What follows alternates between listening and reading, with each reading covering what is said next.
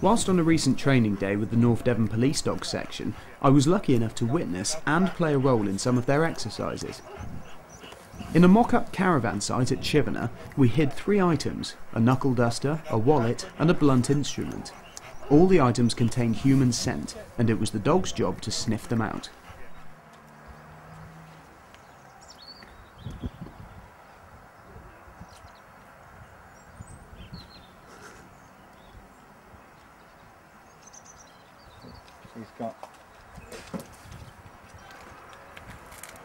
He's trained to give a passive indication so that he doesn't interfere with the article that he's found. Because in these days of, well, you've always had the fingerprint side of things, yeah. But we have DNA and this sort of thing now, so they don't, if the dog was to pick something like a wallet up particularly and start chewing it and this sort of thing, it doesn't make their job any easier if it's covered in dog snot. So, some of the dogs are trained to indicate passively. So like that, he'll stop over the breeze block and indicate to Eamon that that's where it is.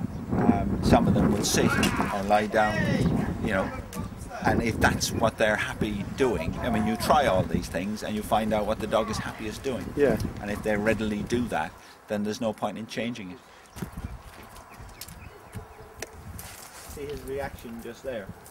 The first time he came round, because of the way the breeze is coming, he wasn't in far enough to actually pick up the scent. But as soon as he went past that time, he went into this cone of scent and immediately stopped and then turned round, and indicated where it actually was coming from. Sergeant Tony Whitting demonstrated how the dogs can search for people relying solely on their sense of smell in situations where a person may not be visible. I'm going to lie on the ground. We use a sleeve as a training aid. I'll be just lying on the ground and we'll see how the dog locates me. If this was a real job, we could be searching fields, we could be searching a woodland, and we're looking for the dog to indicate the person, and they indicate by barking. So if it's dark or the dog's a long way away from us, we hear the barking. Now what he'll do here is, as he comes across, because the wind is going towards him, in a minute you might just see a change of, there you go, change of direction. He's got a whiff of him.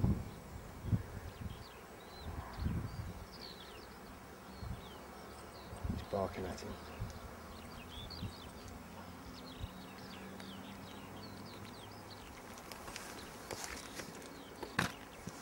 So that's it, he's found him, is it? Yeah, he's found him. So what that proves, in a sense, is that he doesn't do it just by eyesight, but because the wind is going across from where Nick is, it's in that direction. As he comes across, and the wind comes in this way, he gets a whiff of the scent off the person he's looking for, and that's why when he was coming across, he got that whiff of the wind, and then turned back into it, and then just follows in and sources it right down.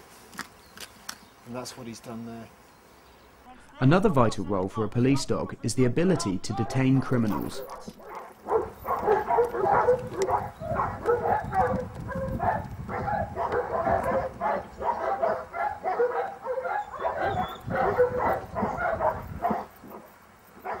In this example, PC Hogan shows how the dog can detain someone who may be flailing a dangerous weapon.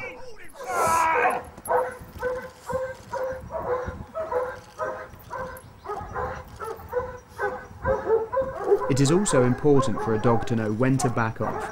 Here, PC Hall demonstrates a standoff.